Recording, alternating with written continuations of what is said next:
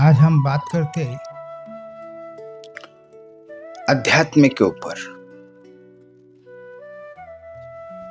धर्म, धार्मिकता, प्रार्थना, पूजा,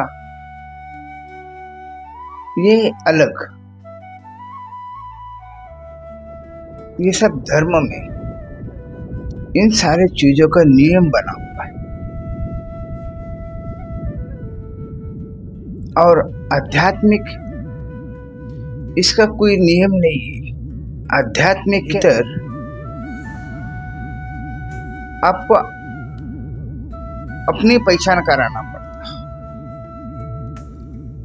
खुद की पहचान, खुद की शक्ल की पहचान नहीं,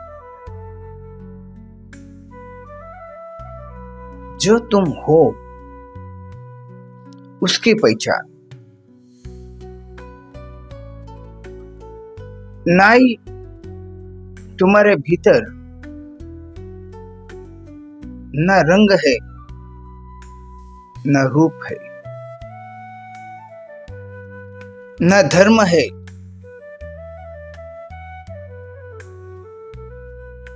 न भेद है, न लिंग है। तुम कौन हो? तुम भीतर की तरफ, ना तुम नर हो ना नारी, भीतर तुम्हारा जन्म हुआ ही नहीं, ना भीतर से तुम मरोगे। जन्म लिया देह ने, मरेगा भी देह, तुम नहीं। तुम यानी देह नहीं, तुम यानी जो भीतर है वही तुम हो। आध्यात्मिक में भीतर की तरफ जीना पड़ता हो, भीतर की तरफ रुकना पड़ता हो। तुम्हारे भीतर ही मंदिर है और तुम्हारे भीतर ही मस्जिद है, सब कुछ तुम्हारे भीतर है। धर्म में ये सब बाहर है, तुम्हारे मंदिर बाहर है, तुम्हारी मस्जिद भी बाहर है, तुम्हारा धर्म गुरु भी कोई और है, तुम्हारा भगवान भी कोई और है, भीतर कोई तुम्हारा गुरु भी नहीं। धर्म तो छोड़ो, जिसके सानिध्य में तुम अपने भीतर उतरने की कोशिश करते, वो भी बाहर रह जाता, वो भीतर नहीं आता। कोई गुरु भीतर नहीं आता, वो बाहर है।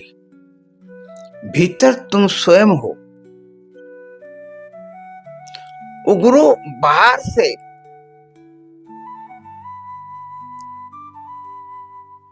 तुमको मार्ग बताता भीतर जाने का।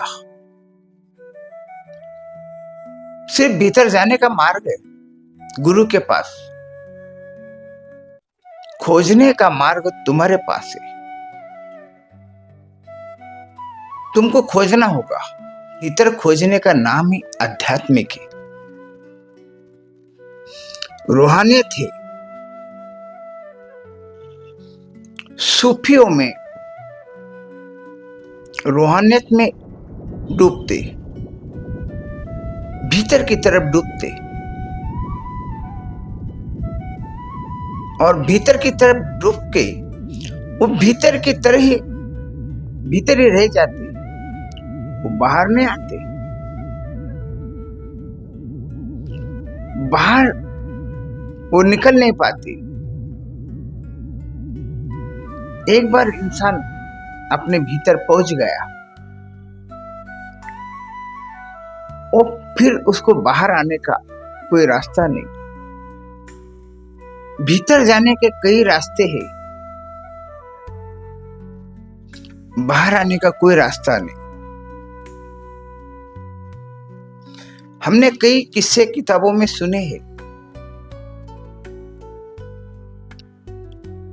वाले भीतर की तरफ जब गया फिर वो बाहर नहीं आया।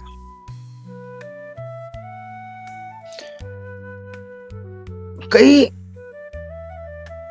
ऐसे बुरे से बुरे कर्म करने वाले इंसान जब वो भीतर की तरफ जाता है वो फिर बाहर नहीं आता, फिर बाहर की दुनिया से वो जुड़ता नहीं, अपनी भीतर की दुनिया में ही रहता।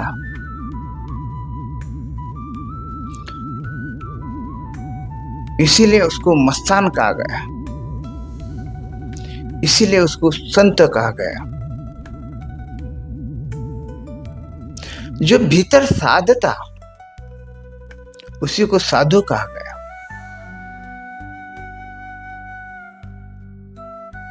भीतर कुछ नहीं और भीतर ही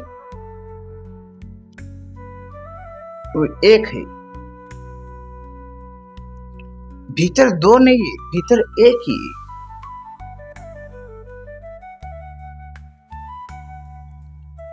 और जो इंसान भीतर की तरफ जो अपना प्रवेश करता है उसके जीवन में कई रहस्य खुलने लगते, कई चमत्कार होने लगते। भीतर उतरने के बाद हम जो आंखों से देख रहे, कानों से सुन रहे,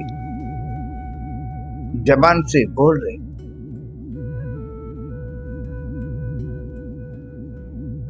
भूतकाल हम याद करते, वर्तमान में हम जीते, भविष्य का हम सोचते।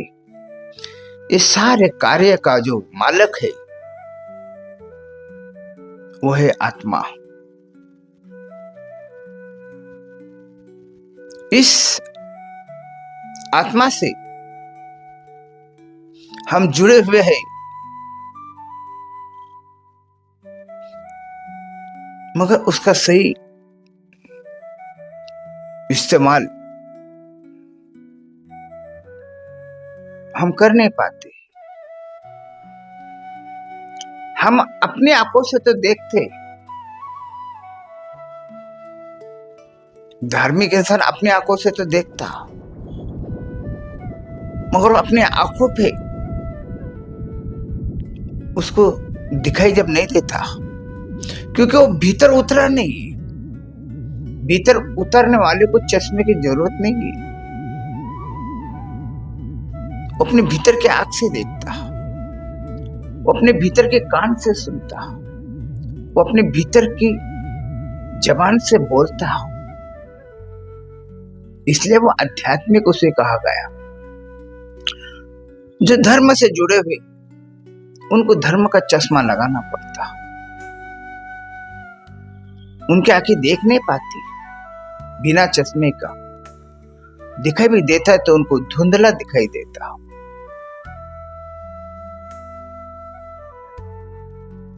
इसीलिए धर्म का चश्मा पहनना पड़ता।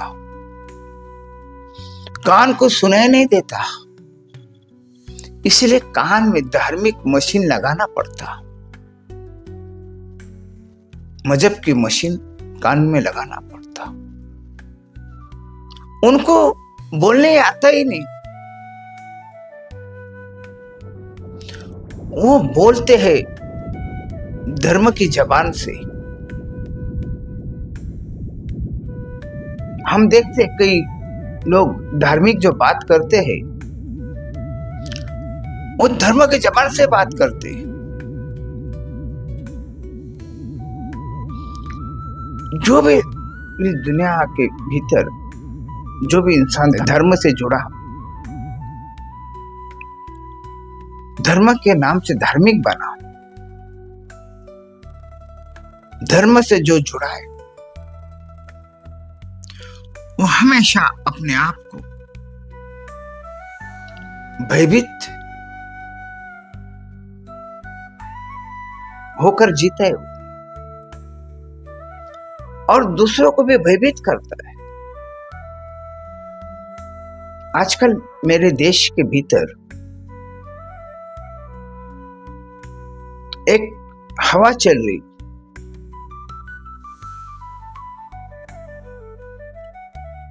जो वो कहने लगा कि मैं सनातनी हूं। सनातनी तो हर इंसान है, सनातन तो हर इंसान है, इंसान जो अनंत काल से, उसके जो भीतर का जो आत्मा है वो अनंत काल से, और वो अनंत काल रहेगा।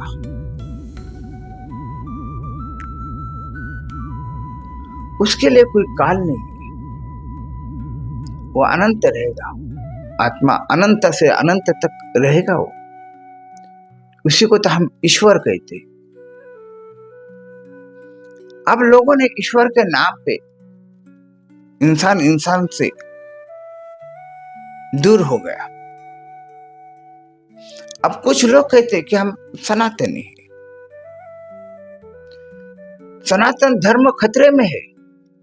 जो कह रहा वो भयभीत है और वो समाज को भी भय दे रहा, वो समाज को भय दे रहा, वो समाज को डरा रहा, वो समाज को एक विपरीत मार्ग से लेकर जाना चाहता, वो लोगों को सनातन के नाम पे हिंसा पे उतारा, जबकि सनातन में हिंसा नहीं है। सनातन में ना अपने ने पराए, जो है वो सब अपने ही।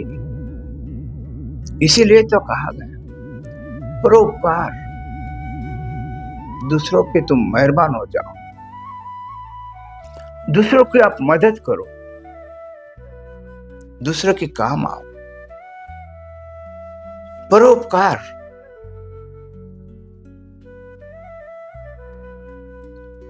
सत्य, जब तक आप भीतर की तरफ उतरोगे नहीं तब तक आप सत्यत्व पे पहुंचोगे नहीं, हक की बात आप करोगे नहीं। हक की बात करने के लिए आपको भीतर की तरफ पहुंचना होगा। आप ग्रंथ की बात कर रहे, बाहर की बात कर रहे, क्योंकि बाहर धर्म है, भीतर की बात नहीं कर रहे। आप बाहर की बात करते कि ये धर्म तकलीफ में, और धर्म के नाम से इंसान इंसान को चोट पहुंचा रहा, इंसान इंसान को तबाह कर रहा। जबकि तुमने कहा इंसान को जो मानव का जो देह प्राप्त हुआ, आत्मा को जो मानव देह मिला है, ये कई योनि के भीतर से गुजरने के बाद में वो इंसान बना, और वही इंसान को तुम इतने आसानी से धर्म के नाम से चोट पहुंचा रहे, उसको तुम खत्म कर दे रहे धर्म के नाम से।